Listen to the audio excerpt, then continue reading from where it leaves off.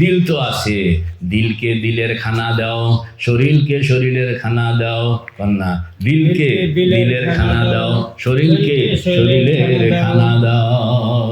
আমরা মাছ গোস্ত তো খাই, শরীরের খানা সব সময় শরীরকে খাওয়াই, কিন্তু মনের খানা যেটা 60 বছরও কোনোদিন মনের খানা মনকে খাওয়াইলাম না।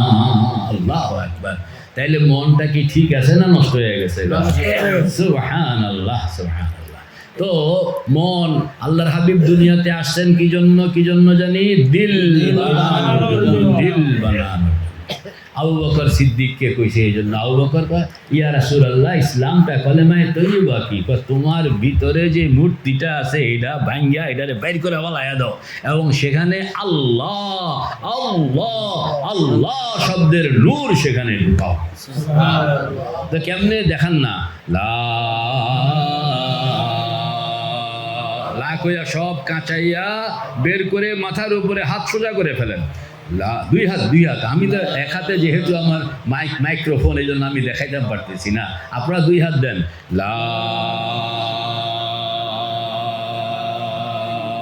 সব কাছায়া লইছেন? লইছেন নি সব কাছায়া? এবার পিছনে ফেলাইয়া দেন, ইলাহা। তাইলে লা ইলাহে পরিষ্কার করলো। এবার ইল্লাল্লাহ, ইল্লাল্লাহ কইয়া কলবের মধ্যে জরব লাগাইতে